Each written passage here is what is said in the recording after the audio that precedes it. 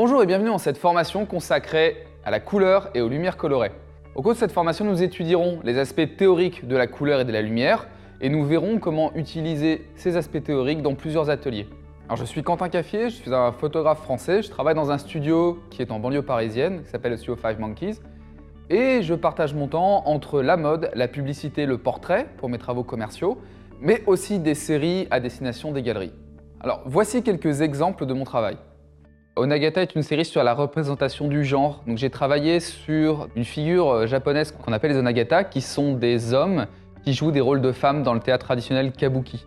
Donc la série consiste en plusieurs portraits d'hommes très androgynes portant des kimonos traditionnels réservés aux femmes. Voici quelques images que j'ai notamment réalisées pour les Hairdressing Awards, qui sont un concours de coiffure. Et ici, nous avons travaillé avec une équipe, un coiffeur, une maquilleuse, une styliste, pour créer vraiment quelque chose de très onirique. On voit ici la forme de la tête de la mannequin et les espèces de tentacules qu'elle a sur les épaules, qui rappellent un peu une méduse. Et vous voyez ici le travail de lumière et de couleur que je vous propose d'expérimenter lors de cette formation. Voici également un édito réalisé pour le magazine australien Kismet. La série s'appelle The Arsonist et elle a été réalisée sur le même fond que celui devant lequel je vous parle, en utilisant également une technique d'éclairage qui permet de modifier les couleurs du fond.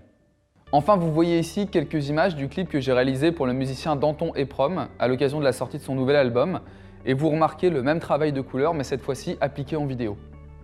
Dans un premier chapitre, nous étudierons la synthèse de la lumière blanche à partir des couleurs primaires, et nous verrons comment détourner cet effet physique pour créer des effets en photographie. Dans le deuxième atelier, nous étudierons la température de couleur.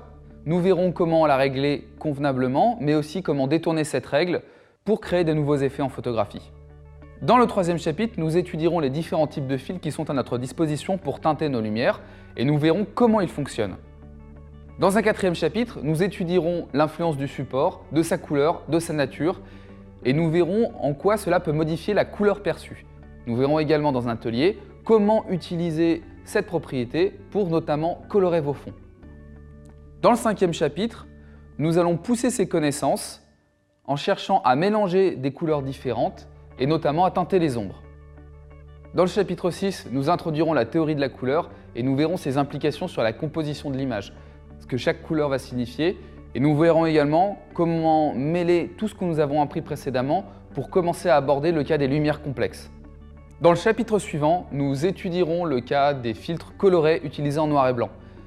Ça a été utilisé en argentique, mais nous verrons aujourd'hui les applications en numérique.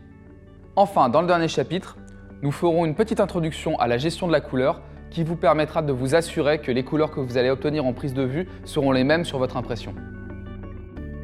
Je vous propose de démarrer dès maintenant cette formation.